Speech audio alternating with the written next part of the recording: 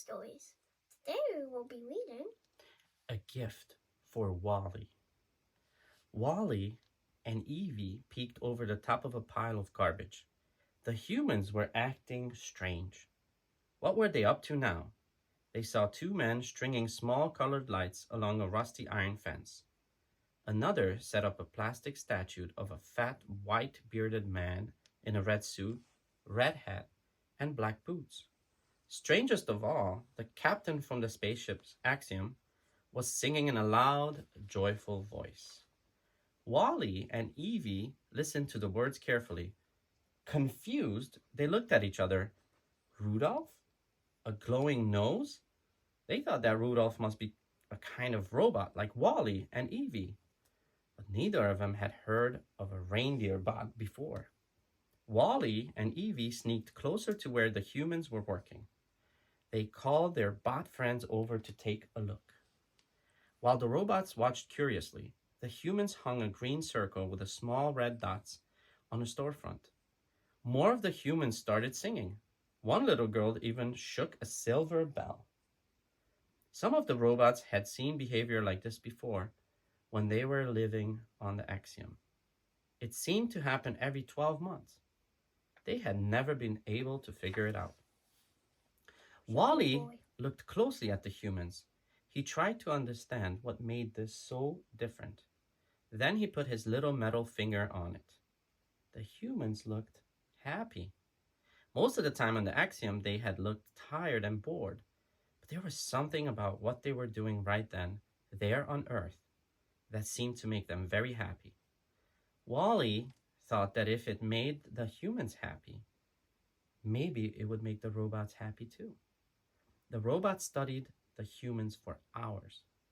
They stored what they saw in their computer brains. Then they set out to copy the humans. Some of the bots picked up trash left by the humans, bits of tinsel, fake holly, and scraps of brightly colored paper. The light bots collected hundreds of strings of lights. Wally already had a couple in his trailer. He'd always thought they were pretty, and Evie loved them. When the electricity was turned on, the lights shone so brightly that they looked like a supernova. M.O. hung up old socks on the wall.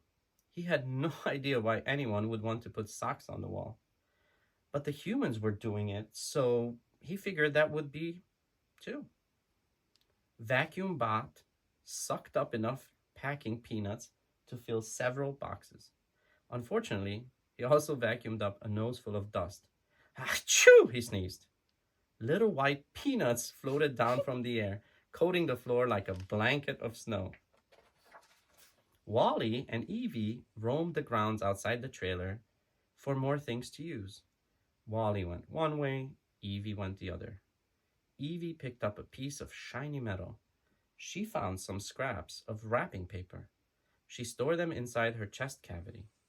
Suddenly, she overheard two humans talking excitedly. One of them was the captain. "I just love Christmas, don't you?" the other human said.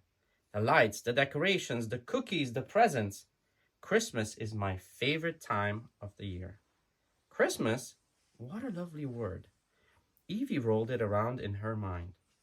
It sparked all her circuits. What was that name for what the humans were doing? She stopped to listen more closely to what they were saying. "Yes," the captain said slowly. "But don't forget, Christmas isn't about things." That's just what By and Large wants us to believe. It's about giving, not just presents. It's about showing your friends and family that you care about them. The captain's words hummed inside Evie.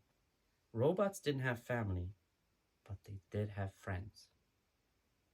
And she had one friend who meant more to her than any other. Wally. He had come to save her when she was on the Axiom. He had given her his spare parts. He had cared for her and watched over her. Evie needed to show Wally that she appreciated him. But what kind of present would do that? Evie roamed far and wide. She searched and searched. She found many pieces of junk, but none of them was quite right. Then, far from Wally's trailer, her gaze looked on something small in the dirt. It was the perfect present. 2 days later, it was Christmas Eve. The bots had prepared a celebration just like the humans. Some of the smaller bots were stirring with excitement. The umbrella bot wore a pointy red hat with a white pom-pom on top. The umbrella bot had beeped out of the words to the songs that they heard. Beep, They beep, didn't beep, always beep, understand the human words, so they made up some of their own. beep, beep, beep, While beep, all the bots were celebrating the holiday in their own high-tech way, Evie pulled Wally aside. She held out a present wrapped in pretty patterned paper. Wally looked surprised. Evie? He asked. Evie nodded. Wally turned the present this way and that way. He was so busy admiring how the shiny paper shimmered in the light-colored lights that he almost missed Evie mentioning it to him. Excuse me. Achoo! Thank you. Bless you. Open it, Evie signaled. Wally carefully unwrapped the present. He folded up each scrap of paper and laid it on the ground next to him. Finally, he pulled away the last piece. In his hands, Wally held a little evergreen, a miniature Christmas tree. The longer version of Evie's name was Extraterrestrial Vegetation Evaluator. She had been trained to find plants and was drawn to the little tree. She knew that Wally, with his kind ways and big heart, would take better care of this present than anyone. Wally and Evie went outside. Together they dug a hole in the earth and planted the Christmas tree. Wally gently placed a shiny silver star on top. Wally and Evie looked at the tree. The star twinkled brightly. It reflected the light from the real star shining far above in the night sky. Evie reached out her hand. Wally took it. Evie, he said. Now he understood why humans like Christmas so much. Thank you for listening to my story. Don't forget to subscribe and see you soon, friends.